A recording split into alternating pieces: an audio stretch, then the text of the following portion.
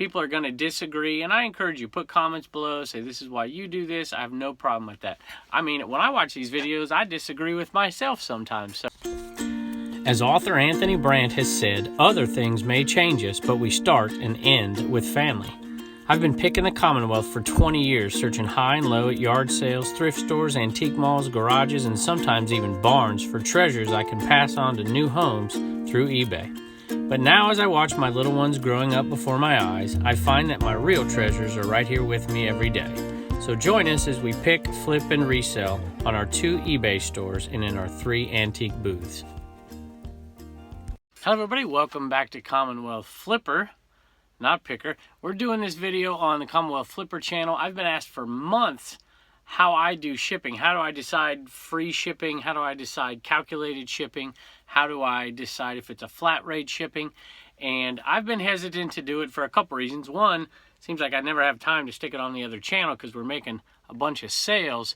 But two, because so many people who watch this show already know what they're doing. They already have a system, and I don't want to disrupt something that's working for them. But there are so many new viewers out there, not just new viewers, but new eBay resellers. Not to mention people who sell on Poshmark and Mercari, and those are two totally different issues. And I do something different. When I do Mercari sales, I ship it myself. I don't go through Mercari. Their prices are too high, although I hear they're coming down.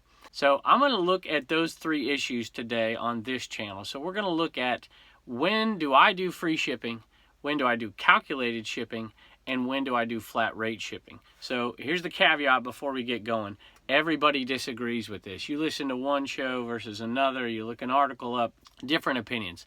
And I'm okay with all of it. I'm not married to any of these ideas. People are going to disagree, and I encourage you, put comments below, say this is why you do this. I have no problem with that.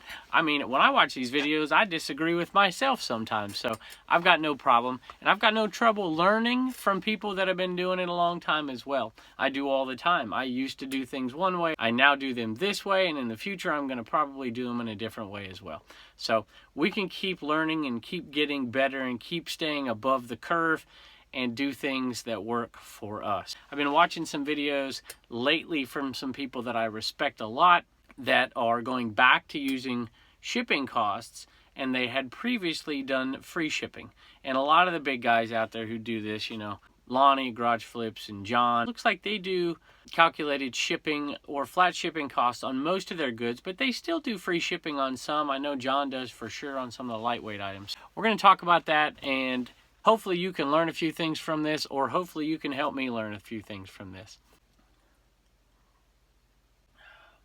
All right, so let's talk about free shipping first. This seems to be the most controversial. I hear people out there, I've watched Rally Roots in the past, and they're like, hey, we do free shipping on just about everything. And that's great. I don't do it on just about everything. I do free shipping on quite a bit. So when do I do free shipping? Not always, but every time that I do free shipping, I have an idea of what the cost is going to be. Either I know exactly what the cost is going to be and I can bake it into my costs, or I'll have a very good idea within, 50 cents or $1 of what the cost will be. Occasionally, I'll know what the top limit of costs will be on certain ways of shipping, and so I'll just come down off of that. Like worst case scenario, I can handle it if it goes out for this. Most of the time I do free shipping is on clothing that I know is under 16 ounces. I have a pretty good idea of how much it's going to ship for. So when I use things like this, when I use poly bags to ship things, I'm trying to keep it under cost, under the next ounce up. So 4 ounces, 8 ounces, 12 ounces, 16 ounces, I'm trying to keep it under. And if I can avoid using a box, I'll use these, especially for clothing. I use these all the time, and to keep things first class. So if I know relatively how much something's going to cost to ship, if I know it's going to cost between $3.09 and $3.80, depending on where it's going in the country, then I can bake that cost into the price that the buyer pays. And so in reality, there is no such thing as free shipping.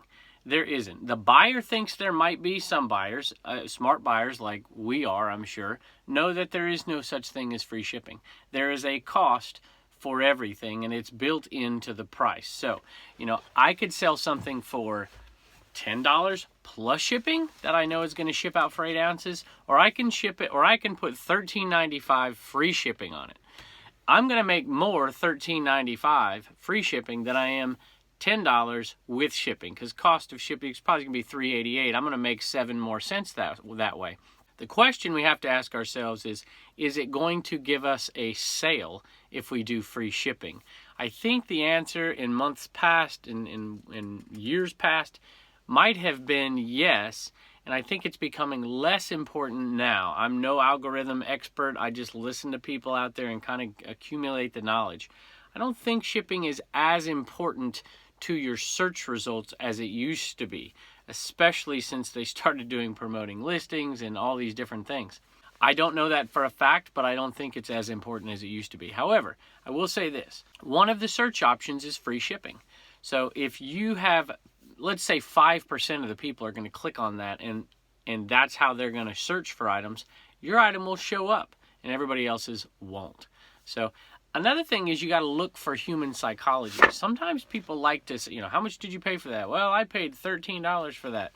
Okay, well, you paid $13, but you're not mentioning the $5 it cost to ship it. It's like, the fish story out there. The fish gets bigger and bigger. People want to talk about how good a deal they got and how much they paid, or they're telling their spouse how much they paid for something, and they're going to use the lower number. So psychologically in their mind, if it's $17 plus $3.50 shipping, they paid $17. You know better, I know better, but in their mind, it is justifying the purchase. So you could say, hey, that 5% more that looks for the free shipping, and then the psychological effect of people that are lying to themselves, it might balance out. Maybe so. I think in a competitive market like clothing, free shipping is a big benefit. That's my experience. Is it going to continue to be a big benefit? I don't know for certain. Right now, I do probably, as far as my clothing under 16 ounces goes, I do probably 75% free shipping. I still have some out there. I just change it up every once in a while. I'm kind of experimenting, which reminds me of a video R&K Treasure Center did. He had the same item and he listed it 2 different ways and saw which one sold better. And he went with the free shipping option because it sold so much better.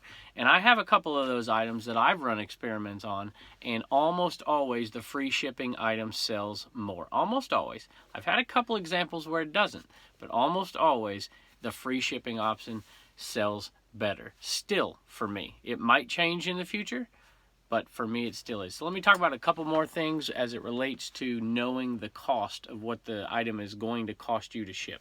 All right, so here's a legal flat rate. This is, I think it's $7.04 for this. And I used to ship jeans out in these things. I'd put them in poly bags and then kind of suction the air out, and I'd fold it down underneath the crease a little bit so it'd make it a little bit more boxy. And I'd do this and I'd tape it down, and they would never complain, and I'd get my $7 and whatever it is. I think it's $7.05 or $7.04 now. So you know what the cost of this is going to be. So are you going to sell something for $12.95 plus $7 shipping, or are you going to sell it for $19.95? So to me, $19.95 is a better option. But it just is a matter of which way are you going to go with it. I don't think either one is necessarily wrong. You're going to sell items either way. My experience is, if I know what the cost is going to be, I know that item is over a pound and will fit in this thing easily, I'm going to use this thing. I don't use this very often. I'm just trying to give you an example. A better example would be the padded poly, and this is $7.33, and I know what the cost is going to be, so I'm going to bake it into my cost, and I'm going to do free shipping. Not all the time. Sometimes I'll do, like if I have a sweatshirt that I know is over a pound, I'm going to do, if it's really big, I don't know I can fit it in that thing. Sometimes I'll do calculated shipping on it. So people in California are going to pay $14 to get that item out there, unless you do pirate ship. And, well, even pirate ship on something like that's not going to save you money. What you might be able to do, like a medium flat rate box that you could fit it in for like $12.80 something. I can't remember what they are these days. $12.40, something like that. So $12.41. And so you know what the top cost is going to be, and you can kind of bake that in, but then you're making it less desirable for people around you who would get a priority mail package from you for like $7.50. So you don't want to do that. So there's different ways, you know, who do you want to appeal to? You know, are you really going to sell that sweatshirt in, you know, March to somebody living in Arizona? Then don't appeal to them. Appeal to somebody who's around you that might get the better price based on the shipping cost. So there's a lot of factors you got to keep in mind, but just know that if you're putting fair prices and fair shipping prices, somebody's probably going to buy it. All right, so next item I want to talk about, or next idea I want to talk about, is when do you do calculated shipping? So a rule of thumb is anything over a pound that won't fit in anything that you can guarantee the shipping price. If it's, you know, going to fit in something bigger, you know, you could do medium flat rate boxes and you could do things like that, but those are rarely the best option. So usually over 1 pound, definitely over 2 pounds, if they won't fit any of the flat rate options, you're going to do calculated shipping. At least I do. There's a couple tricks that I use occasionally to get more sales, even though it costs me a little bit in shipping, but I don't want to do free shipping. One of them is if it's a 3 pound item, it's not really big, it's going to stay under the dimensional shipping. It's not huge, but if it's a 3 pound item, sometimes I'll put 2 pounds on the calculated shipping, and my shipping appears lower than other folks. My price might be a little bit higher, but my overall cost might come in just a little bit less, and people are like, oh, that's a fair shipping price. People don't realize how much shipping costs. You know, I get messages on eBay and they're like, oh, why do you charge so much in shipping? I'm like, well, you live in Alaska. This thing weighs 20 pounds and is, you know, this huge.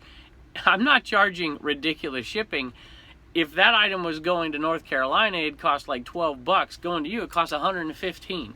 So there are factors involved. Distance and size is the biggest. Even more than weight, it seems these days. Distance and size are the biggest factors. So what I typically do is I use calculated shipping. I put a good fair price on it, not necessarily under everybody's, but I put a very fair price on it. I do calculated shipping. I estimate the size and the weight the best I can, and you're pretty good at it. If you're not good at it, then just measure it. Put it in a box, put it on a scale, add a pound or two to it, and you've got an idea what you're looking at. I put those on calculated shipping because the people around me are going to get a great price. So let's take an item. Let's take a big VCR or a DVD VCR combo, or let's take a receiver, something really big. I'm going to definitely do calculated shipping on that, and I know some people don't. That's a big risk, especially if you live on either. That's a big risk, especially if you live on either side of the country. If you live in the middle of the country, you kind of dilute your risk shipping it all the way across country, because all the way across country for you is half the distance. Now there's a downside to living in the middle of the country. Nobody lives there, and the people, I shouldn't say nobody, you understand my point. I'm not trying to be derogatory here. The people, the population areas aren't in the middle of the country. They're on the coasts and somewhat in the south in Texas and in the north, Chicago region. So these things are all factors. So where I live on the East Coast here, I want to appeal to the people on the East Coast, and calculated shipping is going to give them a very good price on a big item. I also want to discourage people buying it in California.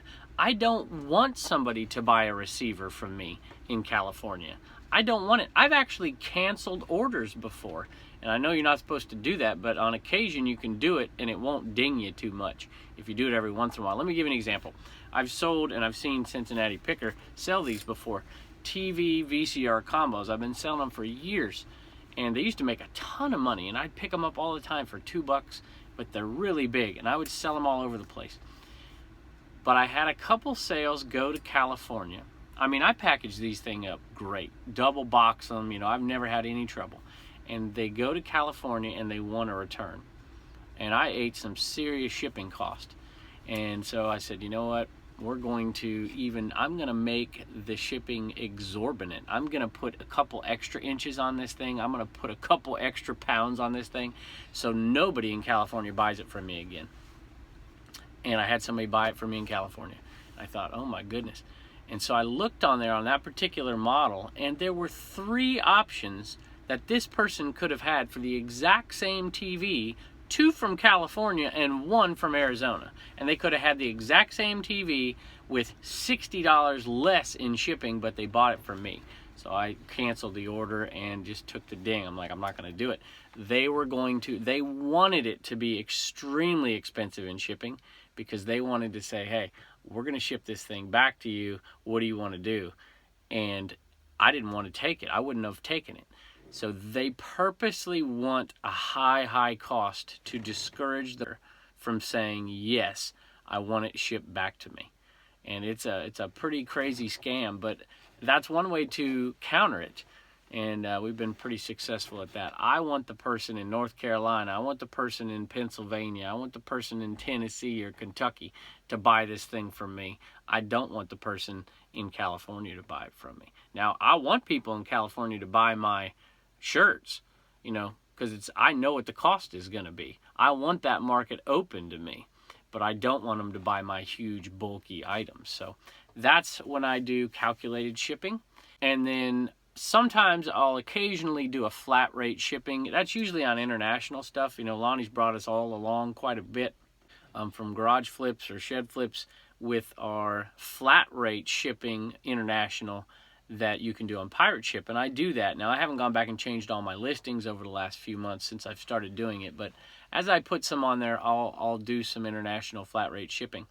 I don't often do flat rate shipping unless I'm trying to be competitive in a particular market, and that item typically sells in this area of the country, and I'm trying to sell it, and I don't want to do calculated. I'm willing to pay a little of the shipping cost. I don't want that to appear to the viewer, but I know this might cost me 10 or 12 bucks to ship it, but I'm going to put a $7 calculate or a $7 flat rate fee, shipping fee on it to be competitive in that particular market. So there are times to do flat rate shipping.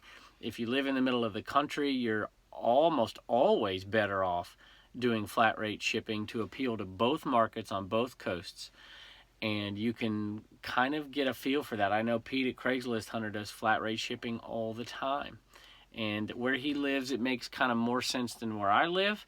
It's risk and reward over time. You know, when you do tons and tons of volume, and I do a lot of volume for a one-man show down here in a cave, but I'm talking like tons of volume. Like you're sending out thousands of dollars of merchandise a day.